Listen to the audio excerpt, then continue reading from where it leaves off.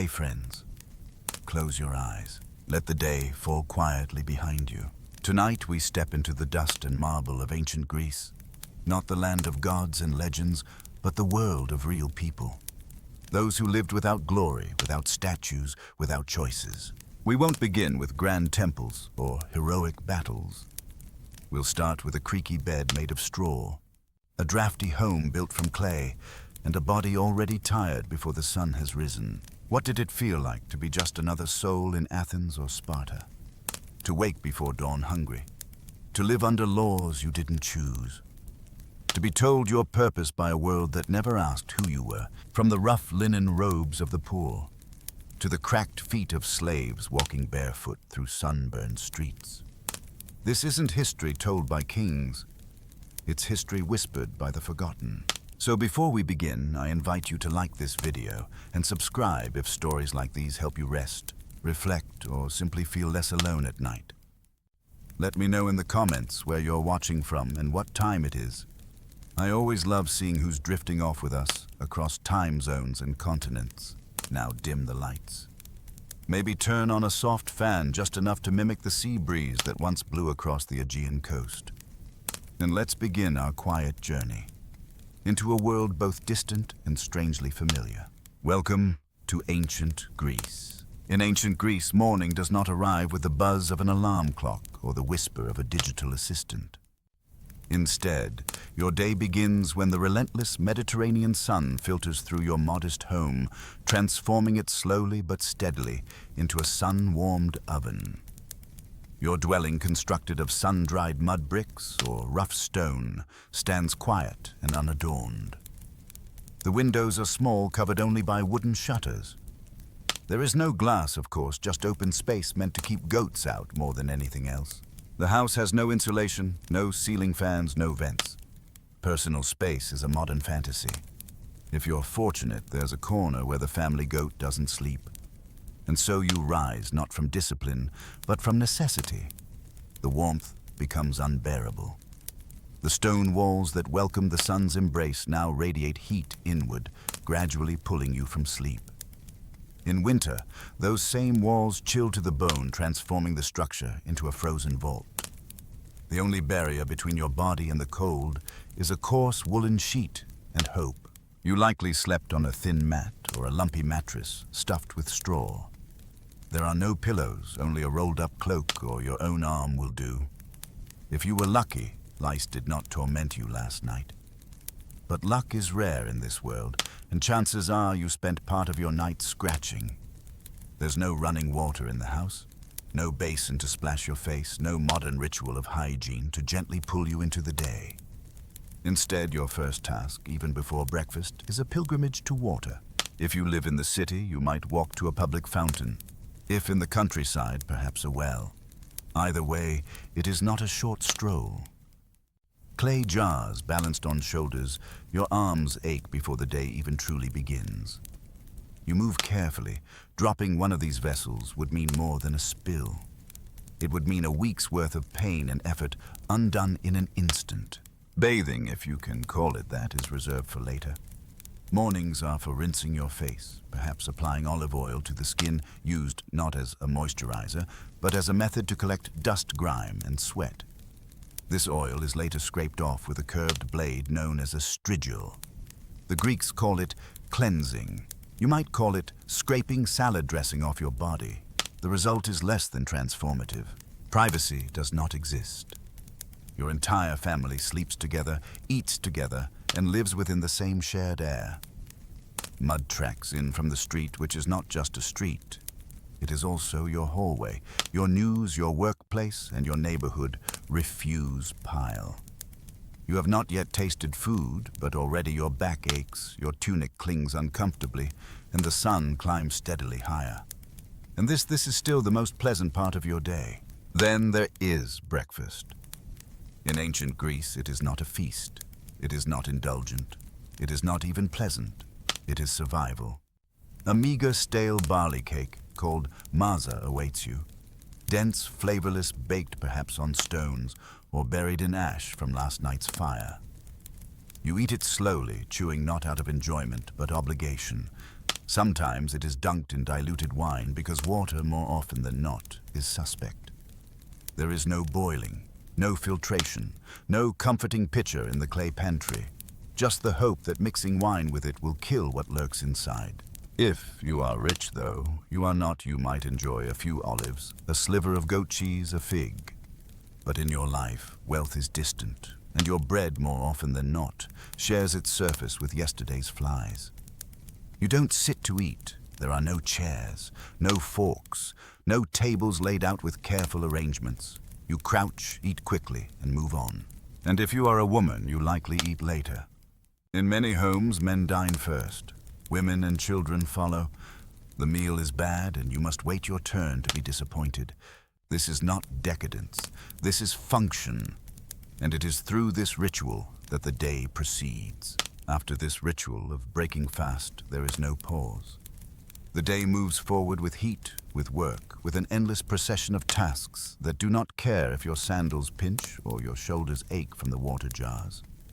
But before you depart fully into your daily toil, there is still one more act, the cleansing that does not cleanse. You return to the public basin if you are lucky enough to live near one. There is no soap, there is no shampoo.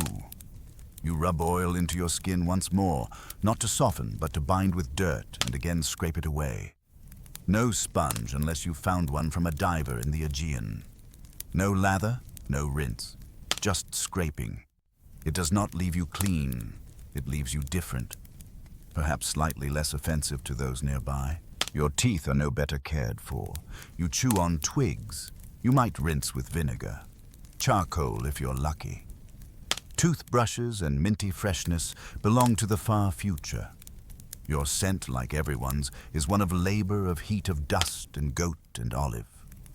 If you can afford it, you dab perfume, myrrh or rose oil, but that scent will vanish quickly as you walk 5 miles beneath the punishing Greek sun. Laundry. A rare thing.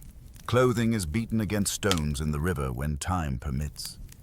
For many, the tunic you wear today is the same one worn yesterday and likely tomorrow.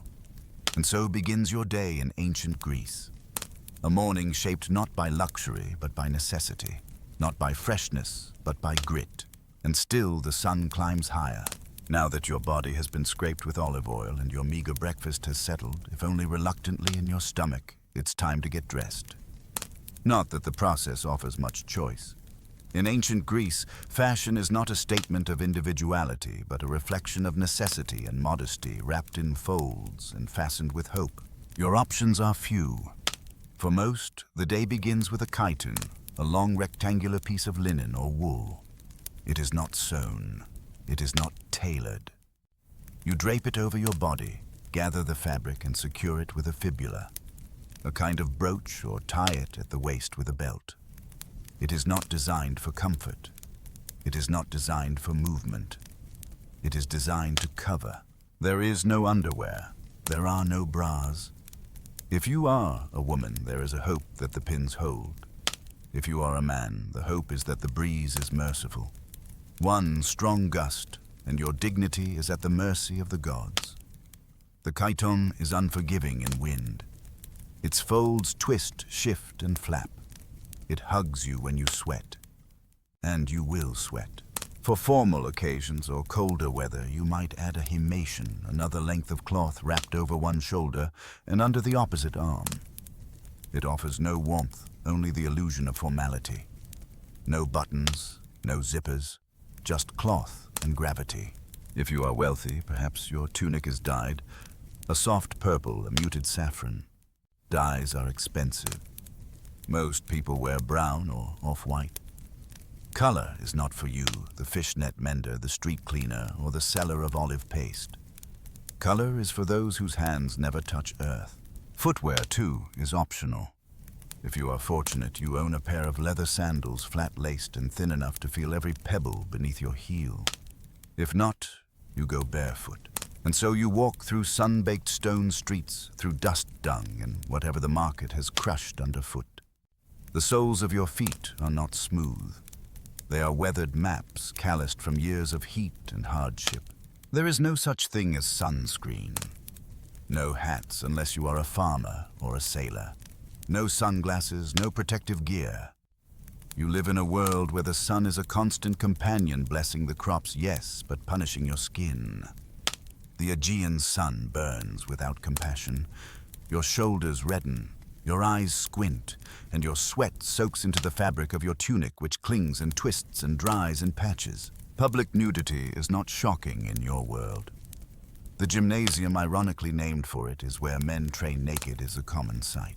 There you may glimpse politicians delivering speeches, philosophers teaching the young, and athletes wrestling, all with little more than a robe tossed loosely nearby. You do not stare. You do not comment. It is life as common as the stones beneath your feet. If you are a woman, your appearance is more strictly managed. Modesty is law, and your garments are designed to conceal. You are not permitted to appear in public without proper coverage, nor without a male escort in many city-states. Your dress may be layered, your hair bound. The rules are not written in ink. They are written in stares, in whispers, in silence. And so, dressed in folds of cloth that pinch and slide in sandals that offer little protection, you step out into the world. Your appearance is simple. Your palette dust linen and sweat. You are not trying to impress. You're trying to endure. The market calls, the fields call, the temple bell calls, and so you walk past columns that crack in the heat, past goats that wander, past children playing with clay figurines, past the smells of roasted fish and overripe figs. You walk with purpose, because standing still invites the sun to settle upon your shoulders like a stone. Your shadow stretches long behind you, and still you have not reached midday. By now your morning has already weighed heavy on your limbs. The scrape of oil, the ache of sun, the folds of your robe pinching your ribs. And yet you must eat. Again. Not for joy, but for function. Lunch is no grand affair. In fact, in ancient Greece, the midday meal ariston is often little more than a pause. A brief, utilitarian interlude between the burdens of morning and the longer, slower burdens of the afternoon. It is not celebratory, it is not leisurely. It simply is. You sit or squat or lean against a shaded wall if you are lucky. There are no tables, there are no chairs. The ground is your dining room. The breeze, if it comes, is your guest. Before you, a simple arrangement. Barley bread, olives, maybe cheese. The bread is called maza. It is made of ground barley mixed with water, shaped into dense cakes and left to cook in the ashes of last night's fire. There is no oven, no yeast, no scent of comfort. The cake is dry. It cracks when bitten. It sticks to your teeth. It offers sustenance, not satisfaction. If your household is wealthy, perhaps there are onions, figs, or salted fish. If you are a laborer, you have only the bread and perhaps a smear of goat's milk cheese if yesterday's goat was generous. Fresh fruit is rare. Honey is precious. Butter is unknown. Water is not always safe to drink. So you pour watered-down wine oinos into a clay cup. Not to celebrate, but to avoid sickness. This is not wine for delight. It is weak, thin, and slightly sour. But it is safer than the wells. Safer than the city fountains where dogs and children drink side by side. You eat quickly, always quickly. No one lingers. You chew without thought, without pause. There are no forks, no knives. You use your hands. You do not speak. The food is dry, the sun is hot, and your next task waits. If you are a man, perhaps you eat with other men, co-workers, neighbors, your father, your son. If you are a woman, you likely eat alone or with children after the men have finished. You may sit in the gynoeceum, the women's quarters, your feet tucked beneath you on a woven mat. Your daughter fidgets beside you. The baby cries. The dog whines. No one asks how the meal tastes. It is not meant to be remembered. It is not meant to bring joy. It is meant to sustain a body for more labor. You do not cook for variety. There is no cookbook. There are no recipes. You boil what must be boiled, roast what must be roasted, and you reuse everything. Yesterday's fish is today's stew. The oil from the skin is also the oil on the bread. The ashes from the fire warm your water. Nothing is wasted. Not because you are thrifty, but because there is nothing to waste. The kitchen is not a room. It is a corner of the courtyard, a hearth, a clay pot, a flat stone for grinding. Smoke drifts upward. Your eyes sting. Your tunic catches the smell and holds it like a memory. There is no sweet, no dessert, no finish. The meal ends when the bread is gone, or the sun tells you to move again. You wipe your fingers on your tunic and return to your tasks. If you are lucky, the bread doesn't break a tooth. If you are luckier still, you don't notice the small black beetle inside it. You do not complain. In the city, your meal might be interrupted by a neighbor's voice, by the cries of merchants, by a goat wandering too close. In the countryside, you may eat in silence, but never in peace. Peace is not something you know. It is an idea carved into the stories of gods, not into your day. As the sun climbs higher, you feel it on your neck. The back of your tunic is damp. You shift, you sigh. You press the heel of your hand into your lower back and rise slowly, the crumbs of barley clinging to your palm. You do not brush them away. Soon the tools will call again. The loom, the plow, the firewood waiting to be gathered, the children to hush, the water to carry, the errands to run, the market stall to return to, the temple to sweep. But for now you have eaten, and in ancient Greece that is enough. The meal is behind you. The sun is now above you, and the dust of the street, dry, pale, unyielding, has begun to rise in waves beneath your sandals. You are not barefoot today. For that you offer a silent thanks. Yesterday you were not so fortunate, and your soles still remember the bite of stone and thorn. Your tunic clings, not just from heat, from work, from age. From yesterday's olive oil still clinging faintly to the fabric like a second skin. The linen is not soft. It was never soft. It scratches at the bend of your elbow, at the backs of your knees. You shift your belt. It does not help. This is not a garment of elegance. It is function cut from rectangle, pinned with brooch, cinched with rope or cord, or whatever you had at hand.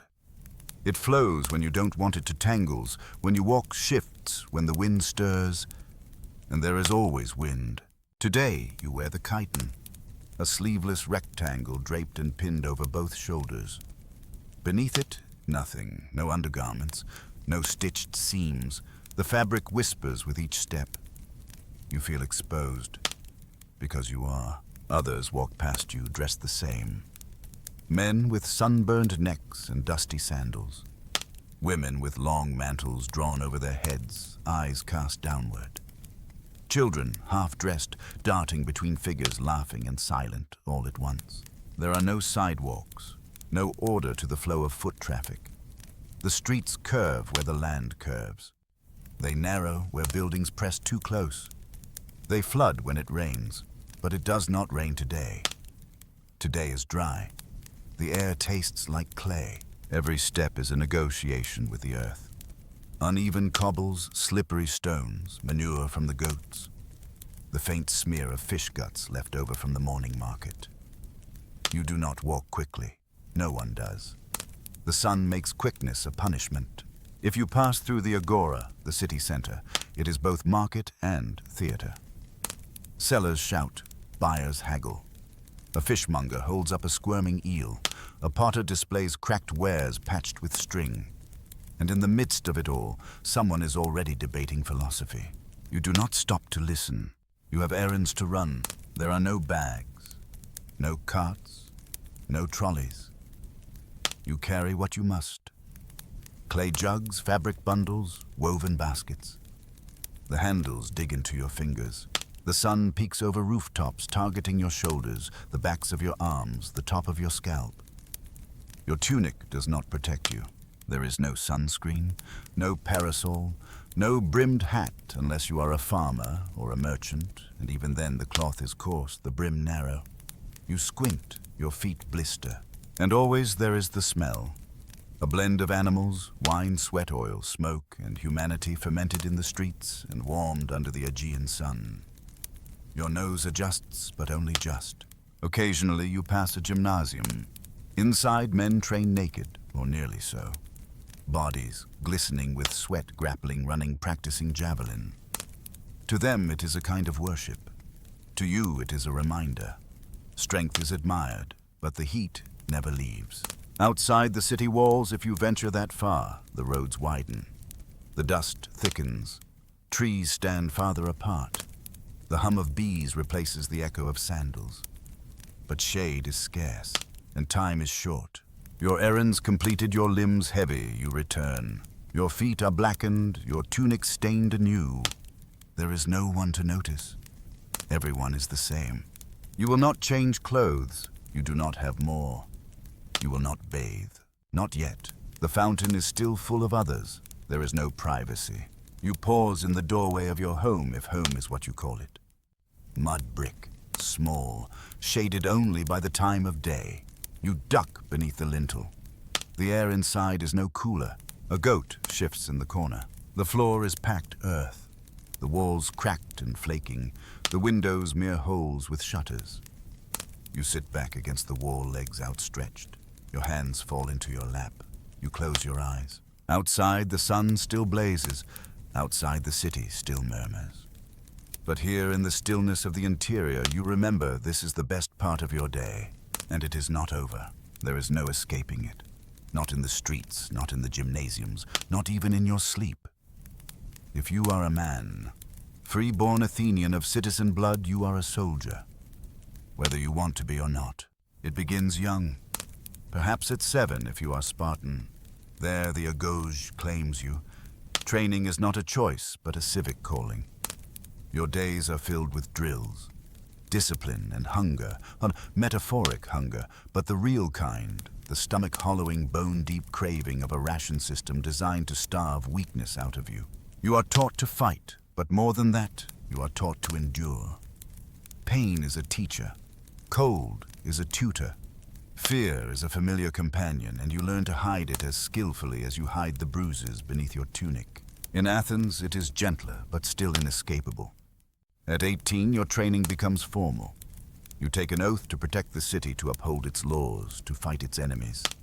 For 2 years, you live as a recruit, and after that, you are on call for life. War is not an interruption of life in Greece. It is part of it. As expected as the change of seasons, as ritualized as a prayer to the gods. The battlefields are many. Athens against Sparta. Sparta against everyone. Persia, always a shadow on the horizon. Your armor, if you can afford it, is bronze. Heavy, shining. A helmet that presses against your brow, a breastplate that limits your breath, greaves that bite your calves. And a hopl. Thick, curved, and as much a burden as a lifeline. It is not just a defense. It is a promise. In the phalanx, your shield protects not you, but the man beside you. Shoulder to shoulder, you advance as one. And if you falter, he falls. It is coordination, not chaos. Each step measured, each thrust of the Xephus or dory timed. But it is also noise. Screaming, metal on metal. The choking smoke of torches, the scent of sweat and blood mingling in the midday sun. There are no firearms, no distant strategy. Your enemy is in front of you. You can hear his breath. See the whites of his eyes. And when you strike, it is not abstract. It is intimate. Not everyone wears bronze. Most cannot afford it. Many fight in cloth and leather. Slings and spears. These are the first to fall. There is no glory in their death, just silence. Just numbers added to the toll. And the weapons, they are not provided. You must bring your own. Armor, sword, shield. If you are poor, you borrow or improvise. A sharpened farming tool, a wooden club. The difference between citizen and casualty may come down to a missing helmet strap. Between battles, you are not idle. You train, you clean your gear, you argue in the assembly about campaigns and grain supplies and strategy. You row hours upon hours on triremes warships built for speed but unforgiving in their rhythm. Your hands blister, your back aches. There is no salary, no medal, no pension. And when you fall, there is no guaranteed grave. Maybe a headstone if someone remembers you. Maybe a line in a speech.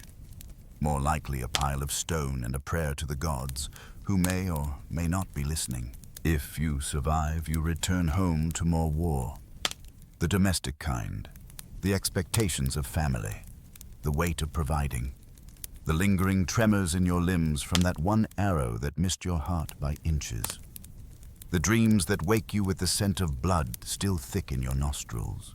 There is no word for trauma, no therapy, no counsel, only wine, only song, only silence. And so you lift your shield again when the trumpet calls, because you must. Because to live here in this time, in this place, is to accept the rhythm of war as the rhythm of life. This is your duty, your identity, your burden. You are not a warrior by choice. You are Greek. In ancient Greece, to be a woman was to live behind walls, both real and imagined. Your day begins before the sun. Not because you have somewhere to go, but because everything you are meant to do is already inside the house. This house, your world, is not large. A few rooms, a courtyard, a kitchen if you are lucky, a quiet corner for weaving if you are fortunate, and a separate space, the gynaeconitis, where women gather if they are allowed to gather at all. You are expected to stay here, to move within this space like a shadow, unnoticed, unquestioned. Your name may never be spoken in public. That, they say, is dignity. You rise early to begin the chores. There is grain to grind, flour to sift, water to fetch, from the fountain or well, depending on where you live. The clay jars are heavy, your steps measured, not just to avoid spilling, but to avoid being seen. There are clothes to spin, bread to bake, and if you have them, children to feed and hush. If you're wealthy, there are slaves to help. If not, you do it all yourself, from sunup to sundown. Your body is not your own. It was promised in marriage long ago, perhaps when you were 13. Your husband likely twice your age. Your dowry, a contract of social arrangement. Your wedding, not a celebration of love, but a transaction between fathers. Your voice. It stays within these walls. You do not attend the agora. That's the marketplace where men debate and gossip and haggle. You do not speak in the assembly. You do not perform on stage. You do not train in the gymnasium. You are not part of the world's decisions. You are instead a keeper of fire, of silence, of expectation. Education, if you are lucky, is minimal. Reading, perhaps, some music. Enough to be respectable, but never enough to be dangerous. Philosophy is not your domain. The words of Plato and Socrates reach you like echoes through a wall heard but not addressed to you. Your value is reproductive. You are praised for modesty, not voice, for obedience, not insight. To bear sons is a victory. To raise them for war, your contribution to the state. And yet, you endure. Even within this cage of custom and control, you find corners of expression. You sing, you tell stories, you laugh with other women while weaving, you whisper memories of your mother's mother. You find rhythm in the ordinary. In Sparta, things are different slightly. Spartan women are trained to be strong, to run, to wrestle, to own property. They speak more freely, they command more respect, but their freedom is not soft, it is utilitarian. Their duty is still biological, to produce warriors. If your husband dies, your world shrinks again. You may not remarry, or you must petition to do so. You cannot vote. You cannot own land without guardianship. You are tied to a system that names you citizen's wife, but never citizen. The gods you pray to. Athena, Artemis. Hera, they are powerful. They are divine. They stand in temples carved from stone. But you stand in the kitchen. Their strength does not translate to yours. Still you light incense. You pour oil. You make offerings of fruit and grain. You believe in their presence. You hope they hear. You learn to read people. You understand silence as language. You know when the mood has shifted in a room just by the weight of a breath. You know how to guide your children's tempers, how to hide your own. how to live quietly but completely. You find joy in the small, the scent of fresh figs, the coolness of shade in the courtyard, the hush of your child sleeping, the quiet triumph of a well-baked loaf. And when you grieve, you do it privately. A son lost in battle, a daughter in childbirth, a friend whose name is no longer spoken. Your tears fall in corners, but you are not weak. You are the quiet scaffold of this world, the unseen engine, the reason a soldier returns, the reason a child lives, the reason a city continues. They call you lesser, but without you the whole system collapses. They do not write your name in marble, but you are written in every home, every garment, every breath of olive oil-scented air. You do not survive ancient Greece as a woman. You sustain it. In the quiet stillness of dawn, the city of Athens stirs. The columns of marble temples glint in the pale light, and citizens gather in the agora, the public square where democracy breathes. But you are not invited, unless you are male, unless you are born of 2 Athenian parents, unless you are over 18. Then and only then the city calls you a citizen. But if you are a woman, you are excluded. If you are a slave, your opinion is not sought. If you are a metic, a foreign resident who lives, works, and pays taxes, you are silent by law. If you are a child, you will grow up knowing your voice belongs to someone else. The Athenian democracy is praised in modern textbooks. It is hailed as the cradle of freedom. But in truth, it is a club, a very small one. Fewer than 1 in 10 people in Athens are allowed to participate. The rest observers, subjects, property. For those few who qualify, participation is not optional. It is an obligation. Laws are not passed by distant senators in marble halls. They are debated under the open sky, shouted in crowds, argued by citizens who are also jurors, generals, and farmers. No microphones, no experts, just men and their voices. There are no elections for most positions. Instead, there is the lottery. Your name, if you are eligible, is dropped into a system of chance. You might wake one morning a potter and by dusk be in charge of the treasury, or justice, or military logistics. Experience is not a requirement. Confidence, however, is plentiful. This, they say, is equality. But the system has cracks. Power accumulates. Charisma grows. A man too well-liked, too persuasive becomes a threat. Not with violence, with popularity. And so Athens creates a solution. Once a year, citizens vote not to elect, but to exile. A name is scratched onto a broken piece of pottery, an ostrakon. If 6,000 shards bear your name, you are banished. 10 years. No trial, no appeal. You do not go to prison. You simply go away. Your property remains. Your citizenship remains. But your voice is removed from the room. It is called ostracism, and it is both elegant and cruel. Aristides, the just exiled, because people were tired of hearing how just he was. Themistocles, hero of war, ousted for becoming too admired.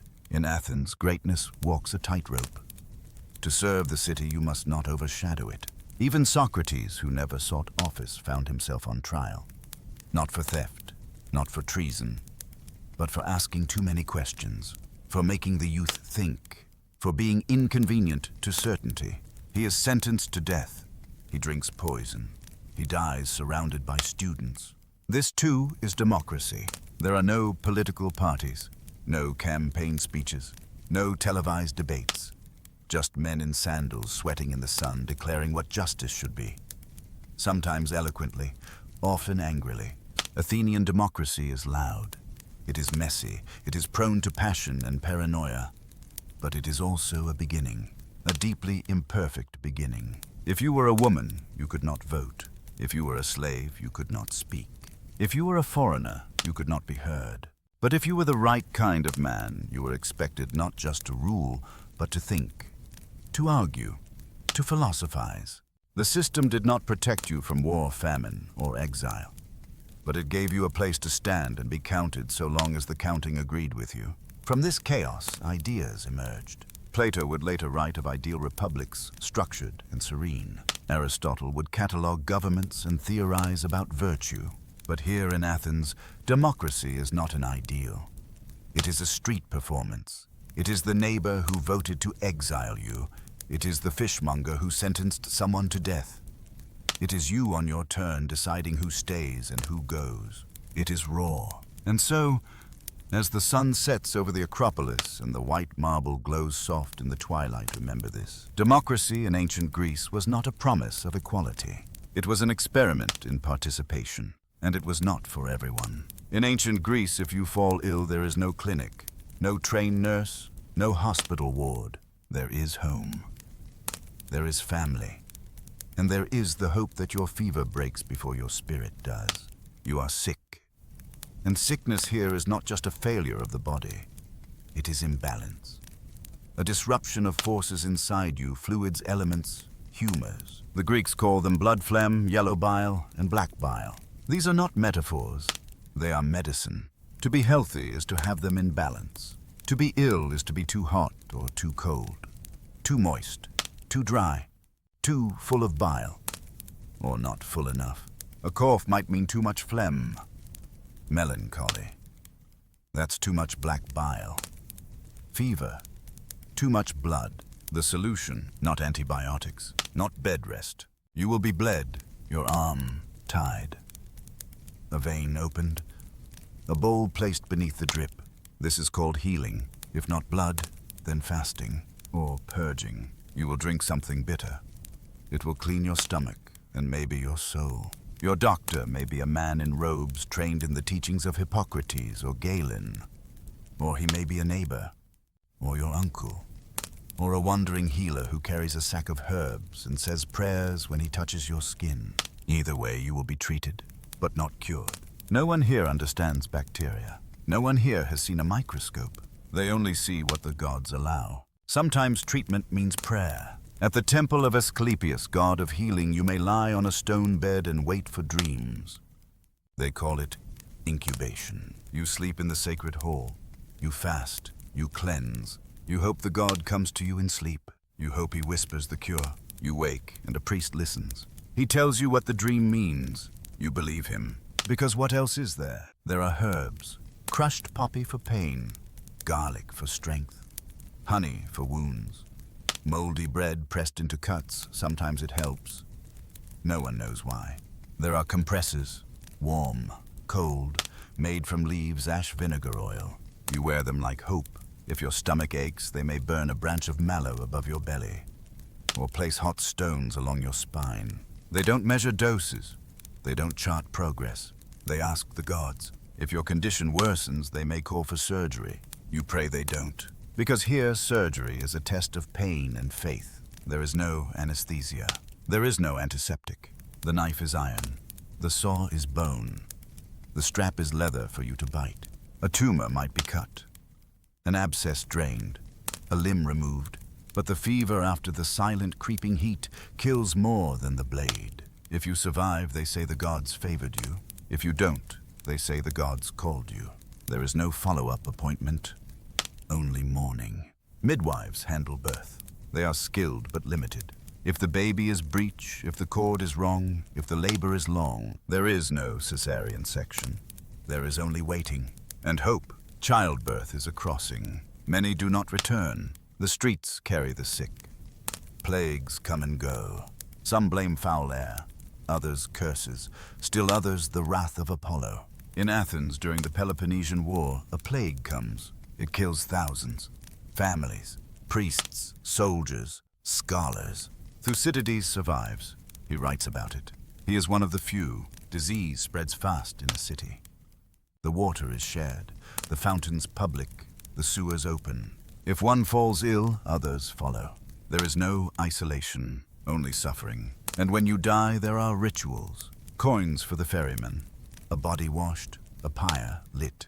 But if there is no money, no family, then you are buried outside the city, quietly, without a name.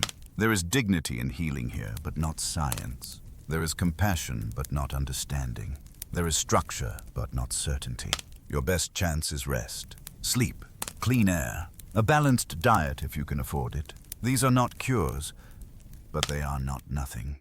And perhaps that is the secret of ancient medicine. Not that it could fix you, but that it reminded you someone was trying. The healer, the priest, the mother. Someone sat beside your fever. Someone brought water. Someone whispered prayers. And in a world where the gods were quick to anger and life quick to end, sometimes the greatest medicine was that someone cared that you were hurting. In ancient Greece, there is no Netflix, no headphones, no quick scroll through distractions. There is the theater, and it is not optional. The city calls, the festival begins. You walk perhaps for hours down dusty paths. You climb a hill, not for leisure, but to sit on stone benches beneath the sun. Thousands gather, all men, shoulder to shoulder, robes pressed tight. The city has made this a civic ritual. This is the Dionysia. It begins at dawn. It will not end until night. You do not come for entertainment. You come for something else, something heavier. Catharsis. 3 tragedies. 1 satyr play, maybe a comedy to close. You sit, you sweat. You do not leave. There are no bathrooms, no snacks, no intermission. Only the voice of the chorus echoing across the marble. The first play begins. A father kills his daughter. The second, he is cursed. The third, he is blind. You do not look away. This is not shock. This is ritual. The actors wear towering masks. Their voices carry like thunder. Their gestures wide and strange. They are not people anymore. They are symbols. You do not see Orestes. You see guilt. You do not hear Cassandra. You hear prophecy. The chorus moves in unison. They weep. They chant. They remind the audience of what is at stake. And as you sit, your back stiff, your thighs numb, something stirs. You feel the sorrow. Not just of the play, but of the world. The war you fought. The brother you buried. The debts you owe. It all rises to the surface. This is theater as medicine. It scrapes you raw, then leaves you hollow. And when the play ends, you do not clap. You breathe. And wait for the next. Later comes the comedy. But it is not light. It mocks the generals, the priests, the philosophers. It mocks you. It wears a fake nose and flaps its tunic. It sings lewd songs and shouts curses. And still this too is healing. You laugh. Because the city allows it. Because life is absurd. Because power is fragile. Because no one, not even the gods, is safe from ridicule. You do not forget these plays. They teach you that the gods are cruel, that justice is flawed, that man is fragile, that love does not save you. And yet they also teach that laughter survives. And then after theater, as you pass through the agora, someone stops you. A man with bare feet, a cloak, no patience. What is justice, he asks. You blink. You did not expect a conversation. You just wanted olives. But he does not leave. He asks again. He wants to know what you believe. His name is Socrates. And he will not stop. He questions everything. He questions your answer. Then your question. Then the reason you're even answering. You say something simple. He breaks it apart. He calls it unexamined. You do not win. No one wins. But when you walk away, your mind is noisy. And something inside you feels unsettled. This is what philosophy does here. It is not quiet. It is not a book on a shelf. It is a voice in the street. A teacher under a tree. A debate in the market. Here in Athens, it is everywhere. Plato writes. Aristotle teaches. Epictetus endures. Zeno speaks of logic. They build systems, ethics, metaphysics, rhetoric. But they also argue. Loudly, furiously, publicly. You might think philosophy is peace. But in Athens it is combat. With words, with logic, with the fragile assumptions of men. There are no microphones, no stage. Just sandals scraping marble and voices rising in the shade. The city listens. Sometimes it shouts back. Sometimes it ignores. Sometimes it kills. Socrates is sentenced to death. Not because of what he did, but because of what he said. He drank the poison, calmly, and still they remember him. Still they repeat his questions. In this world, you do not learn to escape suffering. You learn to examine it. You do not study to build a career. You study to build a soul. And when the city sends you to war, and your sword is stained and your back breaks, you remember the plays. You remember the philosopher. And you understand something very old, that beauty does not save you, but it gives shape to your pain, that laughter does not end sorrow. but it cuts through it just enough that words do not last forever, but the silence between them, sometimes it does. In ancient Athens, if you are a woman, your life is mostly lived behind walls. Not metaphorically, literally. There is no agora for you, no theater bench, no symposium couch or shaded debate with philosophers. You have rooms, shadows, duties, and silence. You are born. Your father names you, then tucks you behind the household walls like something precious or inconvenient. Your education is not philosophy or geometry. It is spinning, weaving, baking. You learn to lower your eyes, to walk softly, to serve without being seen. Your name is rarely spoken in public. A virtuous woman, they say, is one no one talks about. If someone mentions you at a dinner party, it is a scandal. You grow up in the gynaeceum, the women's quarters. A space within a space. A life within a life. Here you live with your mother, sisters, perhaps a nurse or a slave. You do not leave the house unescorted. You do not speak to men outside your family. You do not attend assemblies. You do not vote. Even laughter must be measured. You are told that your greatest day will be your wedding, but it is not your choice. Your father arranges it often when you are 12 or 13. The man you marry might be twice your age. He does not love you. That is not the point. You bring a dowry. Linen, livestock, perhaps coin. You bring your youth, your fertility. You move from one house to another, one set of walls to the next. You become a wife, and then soon a mother. Your body is expected to produce sons. Sons who will grow to walk freely, to vote, to speak, to fight. Your daughters will inherit your silence. Pregnancy is not safe. Childbirth is not gentle. There are no doctors, just midwives, herbs, prayers. Sometimes you live, sometimes you don't. Sometimes the child lives, sometimes it doesn't. You do not choose how many children you have. Contraception is a whispered secret herb's timing silence. Abortion exists, but it is risky. If your husband dies, you do not own his land. You are passed to another male, perhaps a son, brother-in-law, or cousin. You are never truly alone, never truly free, and yet you endure. You create order from the routine bred from grain cloth, from thread. You keep the household running. You raise children who do not understand the hours you gave to them. You watch your husband at the symposium drinking and debating while you prepare the next morning's food. Sometimes you envy the hetairai, the educated courtesans, who entertain men with wit and music. They move more freely than you, but they are also trapped. Their power is temporary. Their aging is a slow erasure. If you are a slave woman, the walls do not even pretend to protect you. You are labor. You are property. Your body is not your own. You serve in the home, in the field, in the brothel. You give birth, and your child belongs to your owner. Your story is rarely told, but it is everywhere. If you are born in Sparta, things are different. There are still walls, but they are thinner. Here, women are trained to run, to wrestle, to speak. You eat well. You grow strong. You are expected to bear strong sons. Your education includes music, poetry, exercise. You own land. You manage estates when men are at war. You walk in public. You speak your mind. Men from other cities call you unruly, dangerous. They say your freedom is unnatural. You raise your eyebrow and keep walking. You know your worth is tied to war. You are a vessel for warriors, a mother of sons who must not cry. And yet even in Sparta, your voice is still second, still quieter, still framed by what the state needs you to be. In the temples of Athens, priestesses serve goddesses. They hold sacred roles. They lead rituals. They oversee offerings. But even here, power comes with restrictions.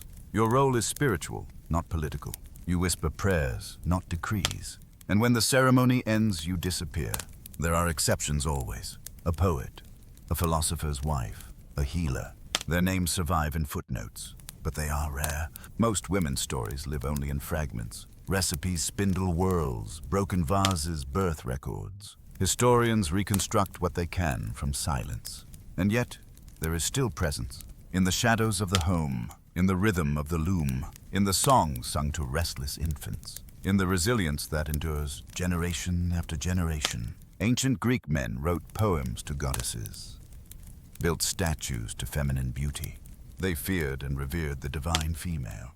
But the real women in their homes, they were expected to disappear, not from life, but from sight. So when we ask, would you survive a day in ancient Greece? We must also ask, which body would you be born into? Would your name be etched in marble, or whispered once, then forgotten? Would you stand in the agora, or behind the lattice of a shaded window? Would your voice shape politics, or lull a baby back to sleep? In ancient Greece, survival is not just about war or food or gods. It is about who is allowed to be visible, and who is not.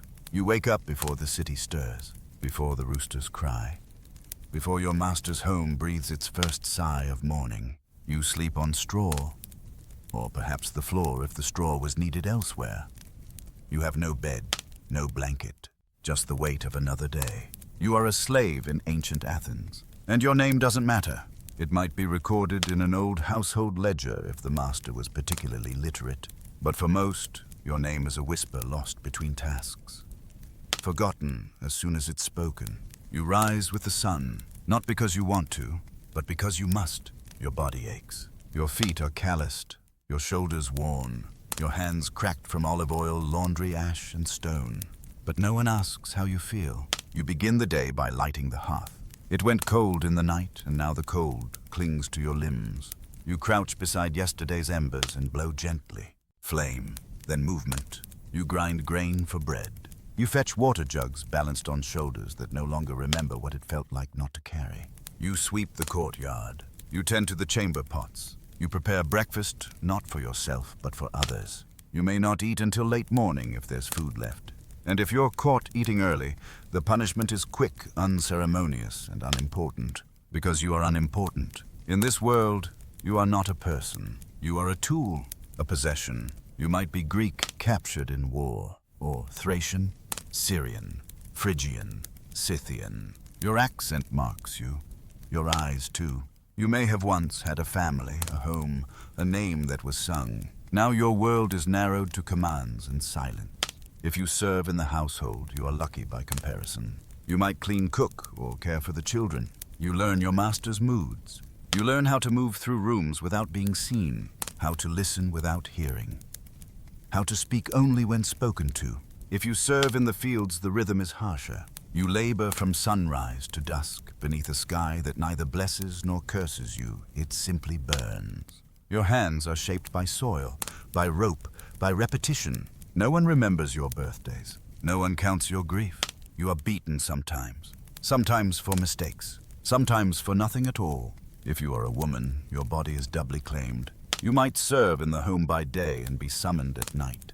There is no refusal. If you bear a child, the child is not yours. They belong to the household or to the market, and the baby may be taken before the first word is spoken. But still you endure. You find moments between the cracks. You share bread crusts with others like you. You hum old songs while kneading dough. You whisper names you once carried while sweeping the stone floor. Sometimes a free person speaks to you kindly. Sometimes you are trusted with errands or even accounts. Some slaves manage businesses. Some tutor the children of the very people who own them. But even then the line is clear. You are property. You may be sold, beaten, branded, freed perhaps. But even freedom carries chains. If you are freed, you become a metoikos, a resident alien. You still cannot vote. You cannot own land. You must pay taxes. You owe loyalty to your former master. You are not a citizen. You are not invisible, but you are not seen. You do not write history. You are written out of it.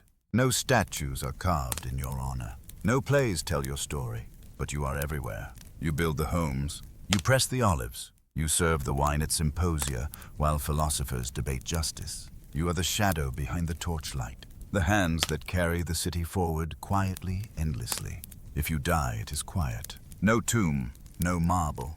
Maybe a whispered prayer from another slave carved into memory and carried onward in silence. The Greek philosophers speak of virtue, freedom, the soul. But few ask what it means for the soul to be owned. Aristotle writes that some people are slaves by nature.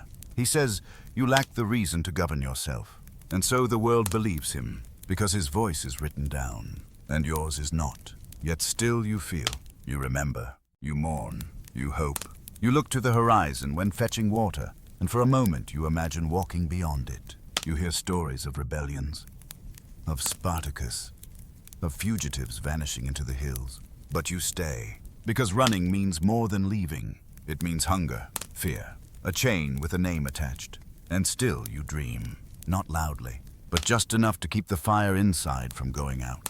Because even if no one sees you, you are still there, living, enduring, waiting. The sun hangs high, but before you eat, before you rest, before you speak carelessly beneath the olive tree, you must perform the rites. In ancient Greece, belief isn't something you choose. It's something you carry like a tunic too heavy stitched into your daily breath. There is no word for religion in your language, no term to divide the sacred from the ordinary. Because there is no such line, the gods are everywhere. In the hills and winds, in the laughter of a child, in the sudden silence of a bird. They are the ones who shape your luck, tilt your fate, shadow your footsteps. And so you make offerings, small ones, a pinch of grain, a drizzle of oil, a garland of dried flowers laid on a sun-bleached stone. These gestures don't guarantee favor. They only ask that the gods notice you, and not in anger. You know their names. Zeus, who watches from the storm clouds, lightning in his hand. Athena, of wisdom and war, whose owl might perch near your door. Apollo, sun-bright healer and destroyer alike. Artemis, who walks the forests no man dares follow. Hera, Poseidon, Demeter, Dionysus. They are a family, but not one you wish to join.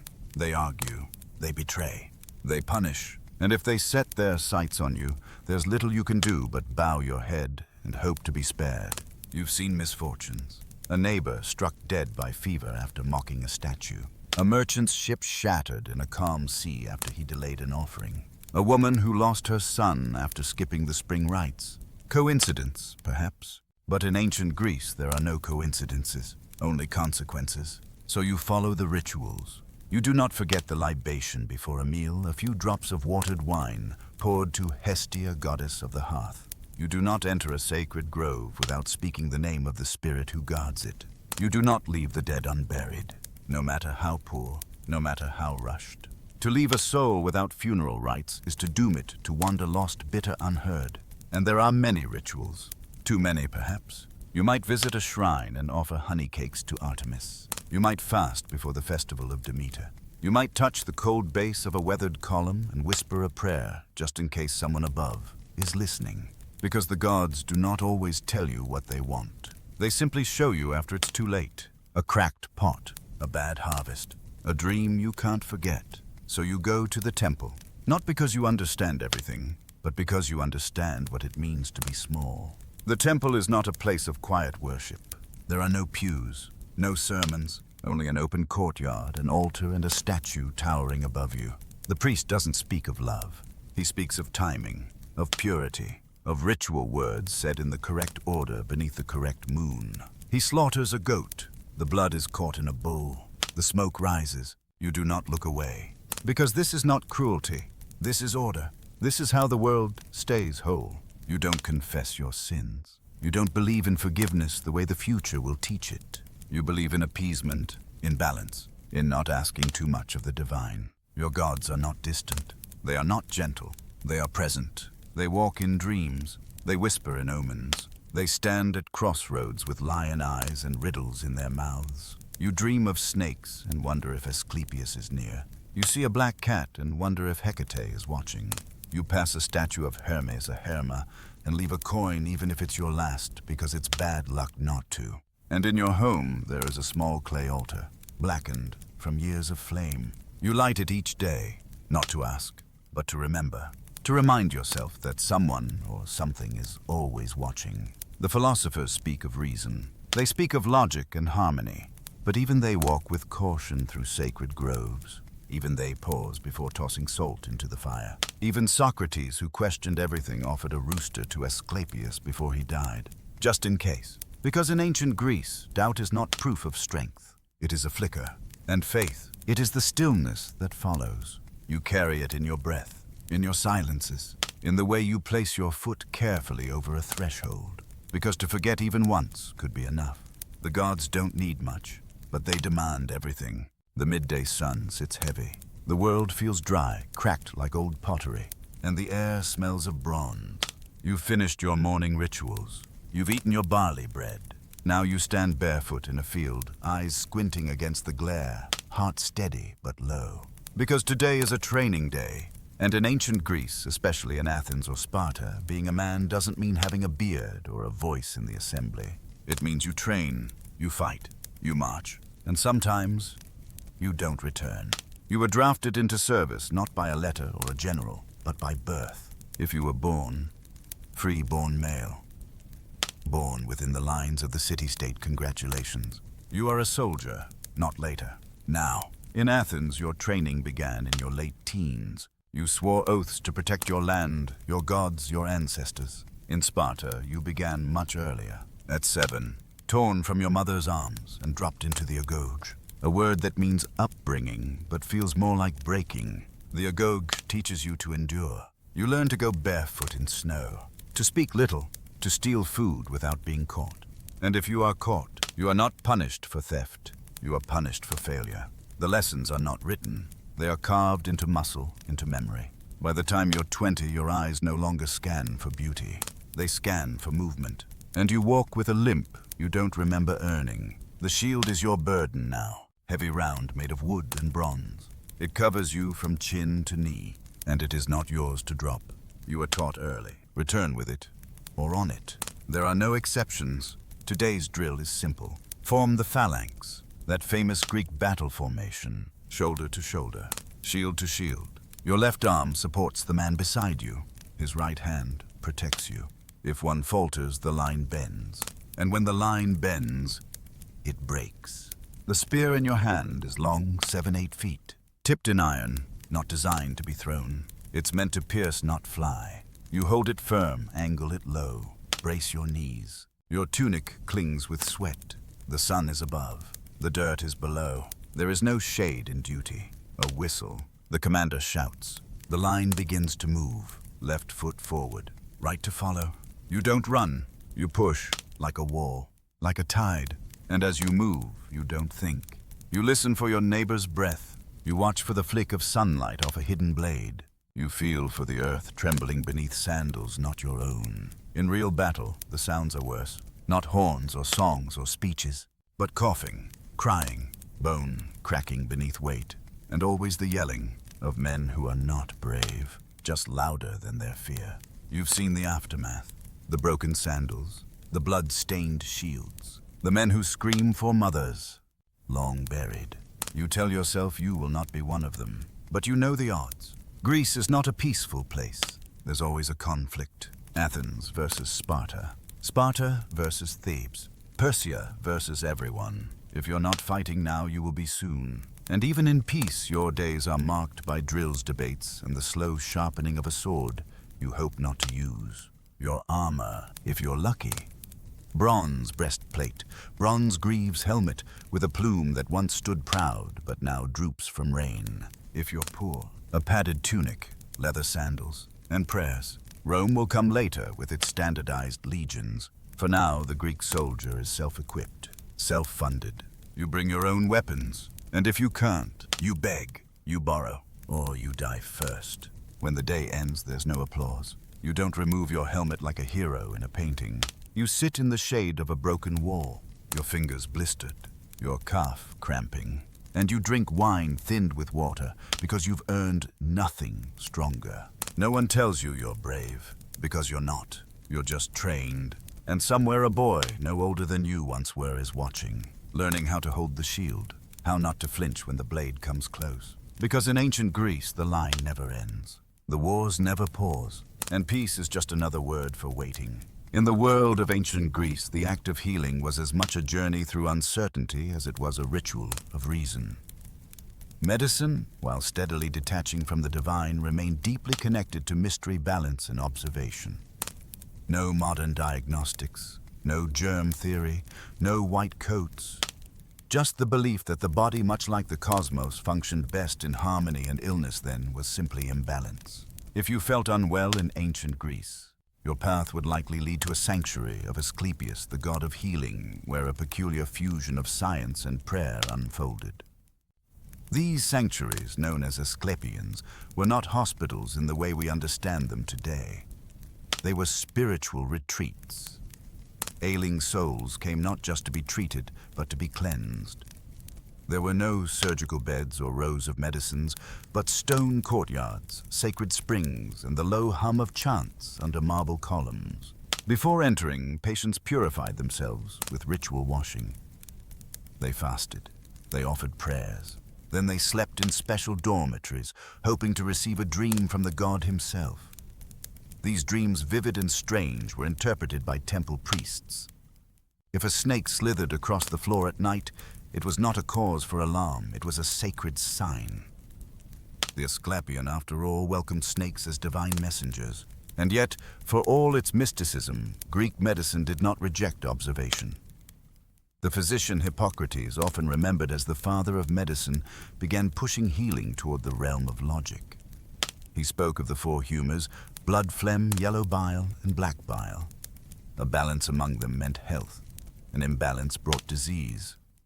Diagnosis wasn't driven by machines or microscopes, but by the color of the skin, the feel of the pulse, the sound of the breath, and even the smell of the sweat. You might be told you had too much black bile, and so your melancholia was not an emotion, it was a condition. If your eyes were red and burning, perhaps you had an excess of yellow bile. The treatment: not painkillers, but changes in diet. Baths, sometimes even bloodletting. You would not take a pill and rest. You would be purged, bled, or fed a mixture of herbs and wine. You might chew on garlic, eat figs, or apply poultices of crushed onion and vinegar. Hospitals did not exist. Most care was at home. If you were wealthy, a doctor might visit your villa with a kit of bronze tools and calming words. If you were poor, you'd rely on folk knowledge, healing herbs passed down by your grandmother or whispered by neighbors. Remedies were everywhere, but certainty was rare. A fever might pass, a cough might linger, and recovery was a quiet, hopeful waiting game. Surgery was feared, and rightly so. There was no anesthesia, no sterile fields, no antibiotics. If a wound festered, if a bone broke, the options were few. And yet some survived. Trepanning, drilling a hole into the skull, was done to release pressure. Some skulls recovered the bone, showing signs of healing. The tools were basic bronze knives, forceps, cauterizing irons. Success was not expected. It was a blessing. Childbirth was its own battlefield. Midwives, often experienced but untrained, relied on instinct and herbal brews. A bad position, a long labor, and the outcome could be deadly.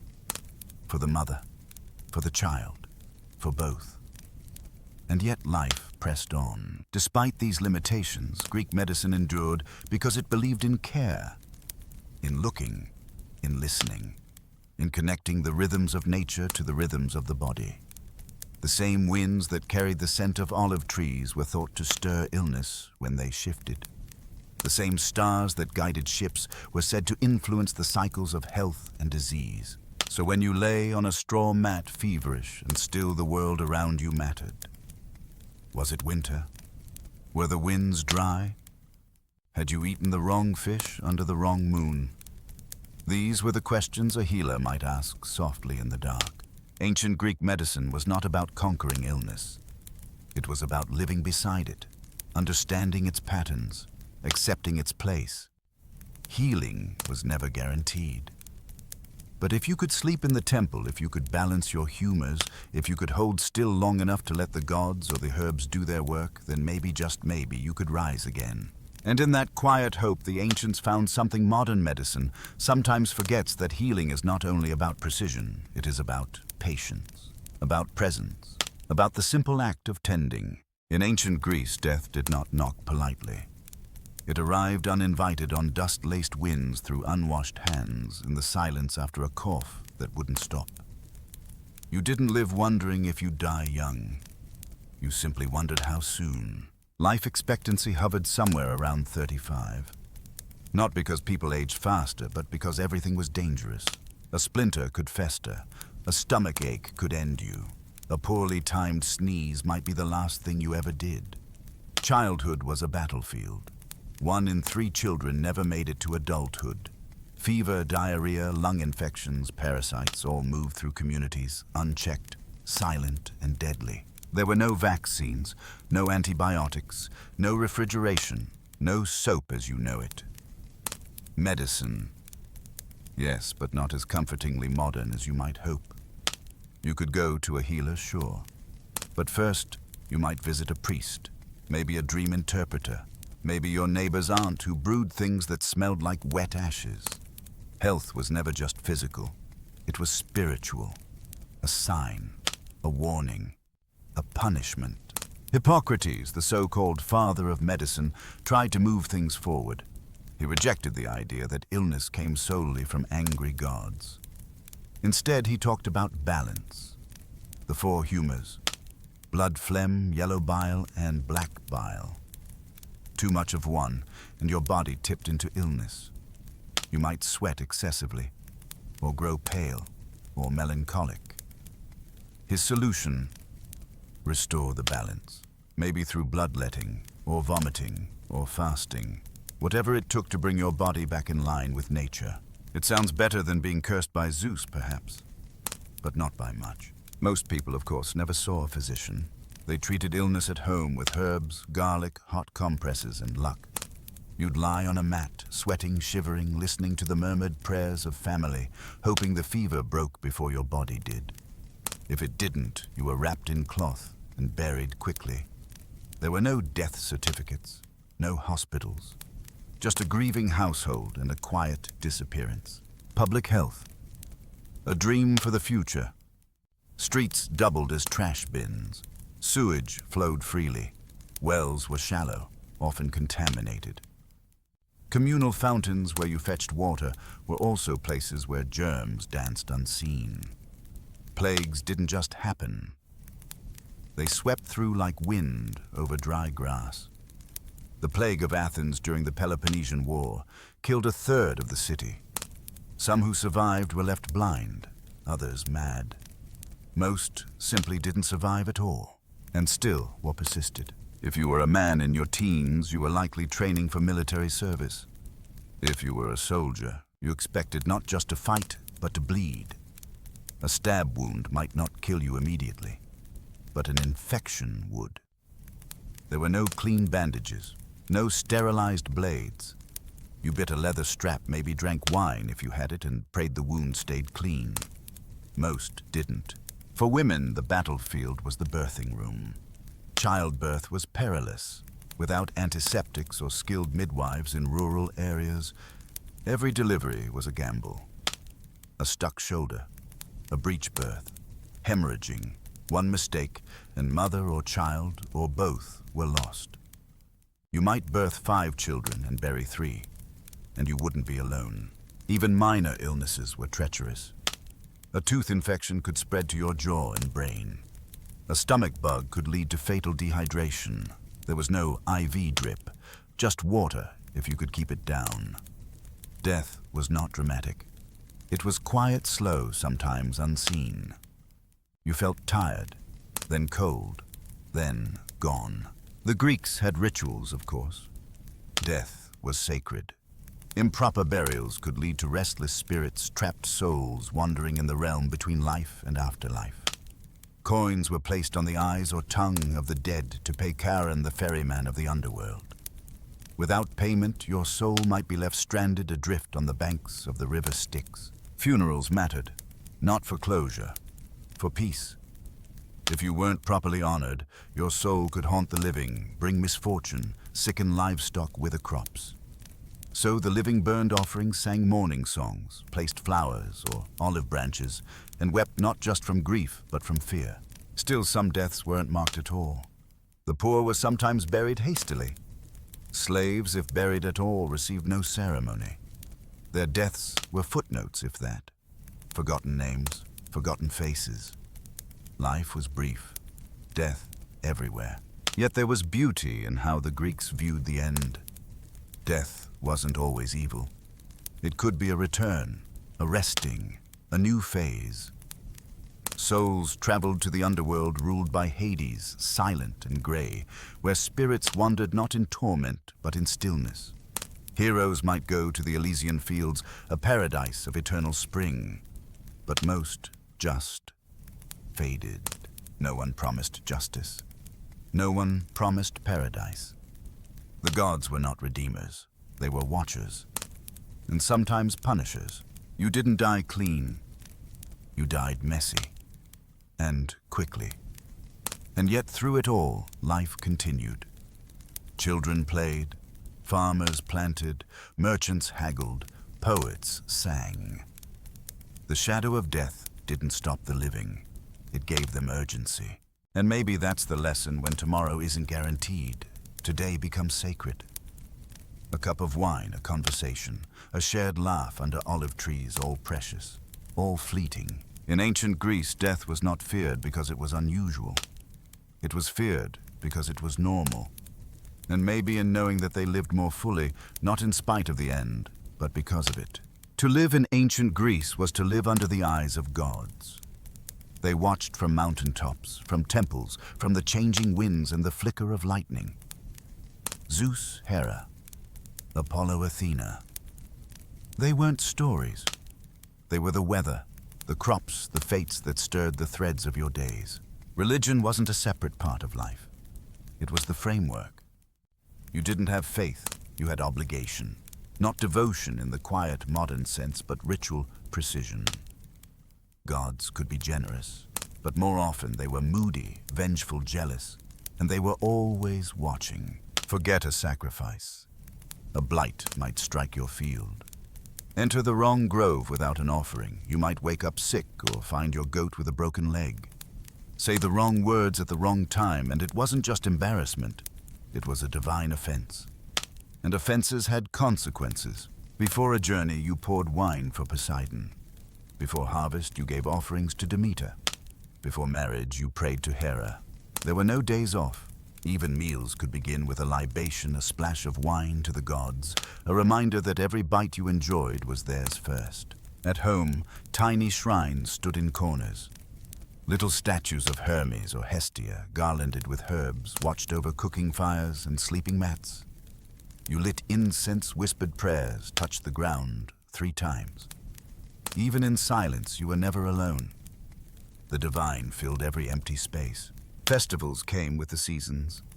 Some were solemn, like the Eleusinian mysteries, secret rites honoring Demeter and Persephone. Others were wild and ecstatic.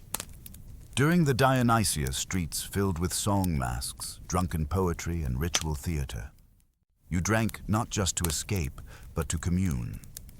Dionysus, god of wine and madness, wanted you disoriented, confused, transcendent. Rituals offered a kind of control in a world of chaos. Illness, death, poor harvests, or none of them came without cause. If something went wrong, it wasn't random, it was personal. Someone had misstepped, and the only way to fix it was to restore balance through offering prayer and repentance. Temples dominated city skylines, massive columns, marble steps, inner sanctuaries where only priests could go. They weren't places of quiet meditation. They were engines of civic life. Political deals happened in their shadows. Troops were mustered in their courtyards. Statues of gods glittered with gold and ivory. You didn't just believe in the gods, you saw them. Every city had a patron. Athens, of course, had Athena. Sparta worshipped Ares more fervently. Corinth leaned toward Aphrodite. Your loyalty wasn't just to your city, it was to your god. Wars were fought with divine backing. Before battle, generals offered sacrifices. They read the entrails of animals for omens. A strange liver. Postpone the attack. And yet for all this belief, the gods were not moral guides. They didn't demand goodness, they demanded honor, piety, respect. You could be cruel, even treacherous, and still win divine favor so long as you gave proper tribute. The gods mirrored humanity, but with power unchecked. Their stories were woven into everything. You knew the myths like you knew your neighbors. The tale of Prometheus stealing fire and being chained to a rock. The birth of Athena from Zeus's skull. The tragedies of Oedipus cursed by fate. They weren't just stories, they were warnings. Children learned them early. Not from books, but from elders' fireside songs, painted pottery. A crater might show Achilles dragging Hector's body. A kylix might bear the image of Heracles wrestling the Nemean lion. Every object a memory, every image a reminder. And for all the Olympians, there were other powers too. Spirits of rivers, nymphs, in groves, satyrs lurking near the vines. They didn't care for temples. They preferred offerings in quiet in corners. Step into the wrong glade at dusk and fail to bow. Illness might follow. A twisted ankle, a sleepless night, or worse. The supernatural was close always. Dreams carried messages, shadows hinted at spirits. Births, deaths, storms, all signs, all meaningful. Diviners made a living reading bird patterns in the sky the way flames danced the shapes of clouds. Even daily tasks had rituals. When you washed, you might whisper a plea to avoid evil eye. When you buried a loved one, you placed coins for Charon, the ferryman of the dead. A body left unburied. That was unthinkable. It meant a soul trapped unmoored, unable to cross to the afterlife. And still, despite all these precautions, bad things happened. People died young, plagues swept through cities, wars consumed generations. And when the gods were silent, when the omens failed, when prayers went unanswered, you didn't abandon belief. You questioned yourself. Had you forgotten something? Had your father? Had your city? Faith in ancient Greece wasn't built on comfort. It was built on fear. Not terror, but respect. A daily awareness that you were small and the divine vast. The gods were not guides. They were forces, storms, winds, waves. If you pleased them, they might carry you. If you displeased them, they might drown you. There was no heaven, no hell. Just the underworld, a vast grayness beneath the earth. If you lived well, heroically, you might reach the Elysian fields. But most didn't. Most souls wandered forgotten. To live forever, you had to be remembered. That was immortality. That was why poets wrote, why statues rose, why names were carved into stone. In ancient Greece, your days were filled with rituals. Small, repeated gestures of reverence and fear. Because every morning when the sun rose over marble temples and olive trees, you were reminded once more the gods did not owe you anything. You survived not by right, but by grace. And so you bowed your head, whispered your prayer, and stepped quietly through their world. The Aegean was not a peaceful sea. It glittered, yes. It dazzled in the sun. But beneath that surface, salt and silence was a battlefield, not of swords and shields, of decisions. Imagine a fisherman rising before dawn, wind snapping his cloak as he pushes his battered boat into the dark. He is not a soldier. But in ancient Greece, he fights a war of his own against hunger, against storms, against the tide of empire that pulls everything toward Athens or Sparta or the grave. The sea is no friend. It gives when it feels like it. Takes often. It has swallowed suns and ships scattered amphora across the ocean floor like bones. But to the people of the islands and coasts, it is also a road, a well, a promise. You don't conquer the sea, you survive it. And that was true even for the warriors. When Athens turned to the sea, it didn't just build ships. It built its future wooden walls, they called them. Triremes, sleek, fast, lethal. Packed with rowers, armored hoplites, and the hopes of a city that feared land wars, but mastered waves. Athenian citizens didn't just vote, they rowed. Imagine it, 170 men crammed into a trireme bent forward at the waist, pulling oars in unison, each stroke a heartbeat, each pause a breath held for death. The sun blazed, the sweat stung, salt caked every crack of their skin. But they moved like a machine, flesh and wood and rhythm. Some bled from the hands, some wept from fear. All of them rowed because if they didn't, they would die. The captain barked orders, the drummer pounded a beat, and then the crash, an enemy hull split wide by the bronze-tipped prow of the Athenian ship. A groan of splintered wood, screams, then silence. This was not a war for glory. This was survival disguised as empire. Even when the trireme glided back to port victorious, the rowers returned not to feasts, but to stiff backs, blistered palms, and the familiar ache of lives paused for the ambitions of men far richer. Not all sailors were warriors. Some were merchants drifting from island to island with jars of oil, bolts of linen, baskets of dates and wine sealed in beeswax. They carried gossip letters and lies. They slept on deck under skies they didn't pray to anymore. Sometimes they traded with pirates. Sometimes they became them. But they too feared the same thing: storms with no nameships, with no flag, and the sound of wood cracking beneath their feet. The sea demanded everything, and it never gave guarantees. Even for lovers it was cruel. A woman in Lesbos might wait for a husband who never returns. A boy in Crete might whisper prayers into the wind, hoping his brother's ship will crest the horizon. A mother in Chios may still set a place at the table for a son who was taken by a storm 2 harvests ago. Their grief was never loud. It was folded into their chores, tucked into olive presses, stirred into porridge. And still they watched the sea, because sometimes it gave back. A floating crate, a strip of cloth, a name carved into driftwood, or nothing. But still they watched. In temple offerings across Greece, you'll find anchors carved in marble shells, placed gently beside bronze coins. Figurines of Poseidon with tridents raised as if to remind him that people are still waiting, still hoping, still trying. And yet, for all its cruelty, the sea was also a dream.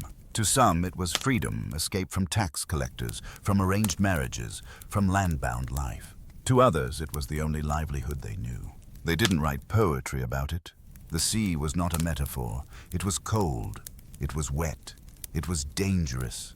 But it fed them. The flavor of Greece was sea salt on bread, sun-dried fish olives, soaked in brine and wine, cooled in ocean spray. Every taste was tied to the water. Even philosophy owed the sea. Plato may have spoken of forms and justice, but his dialogues traveled across the sea. Scrolls were shipped from island to